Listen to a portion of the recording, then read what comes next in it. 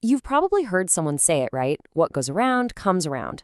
It's this deep-seated idea that the universe has its own kind of justice system, making sure everyone gets what they have coming to them. It's a super popular belief. But today, we're going to dig in and ask a pretty simple question about it. So let's really get into this. Is that true? Do we actually get what we deserve? Is life just this giant cosmic balancing act where your good deeds get you good things and your bad deeds automatically bring you punishment? I mean, it sounds simple enough, but that one little phrase opens up a huge debate. And in this explainer, we're going to unpack it all. All right, to get to the bottom of this, we have to start with that one word everyone knows: karma.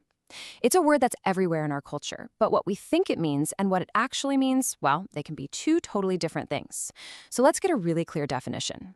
Now, the most important word on this slide is impersonal. Karma isn't a person. It's not a god making judgments. It's supposed to be an automatic, unfeeling law of the universe, kind of like gravity. You do good, good things happen. You do bad, bad things happen. If your life is great, well, you must have done something right. If your life is a mess, you must have deserved it. It's pure cause and effect, no exceptions. And this is where you can really see the split. On the left, you've got the pop culture version we all know. It's about instant justice, right now, in this life. It's almost like a wish for cosmic revenge on someone who wronged you. But on the right, traditional Eastern karma, from faiths like Hinduism and Buddhism, is way, way bitter. It's all tied up in reincarnation. Your situation today is because of what you did in a past life.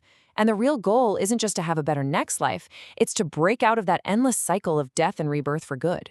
So even though a cosmic justice system might sound kind of nice on the surface, when you start to look at it closely, especially through a Christian lens, some really serious logical problems start to pop up. Okay, so the argument against karma often boils down to three major hurdles. First, the assessment problem. How can a blind, impersonal law make a personal, moral judgment about whether an action was good or bad? Then you've got the administration problem. How does this force deliver perfectly tailored justice to billions of people? And finally, the identity problem, which goes a little deeper. In many Eastern traditions, there's no permanent individual soul that hops from one body to the next. So if that's true, who or what is actually getting the punishment or the reward? And this quote, wow, this really hits at the core of the moral problem. If karma is real, it means there's no such thing as unjust suffering. Every terrible thing that has ever happened to anyone was deserved. A child born into poverty, a victim of a violent crime. A karmic worldview says, yep, they earned that.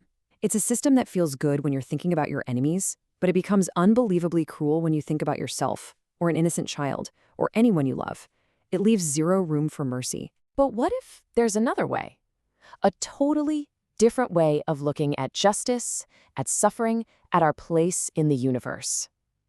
This brings us to a concept that is pretty much in every way the exact opposite of karma.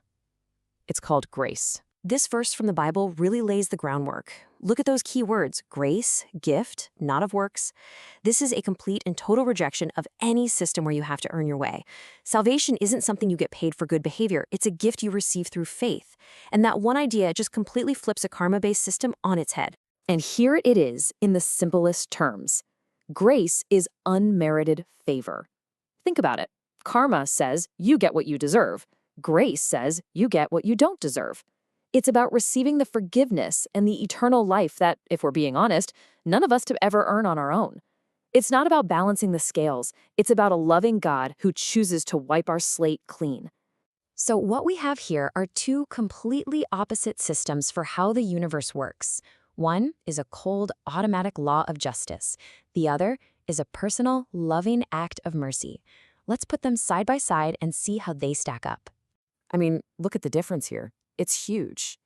Karma's power comes from an automatic law that has no mind, no heart.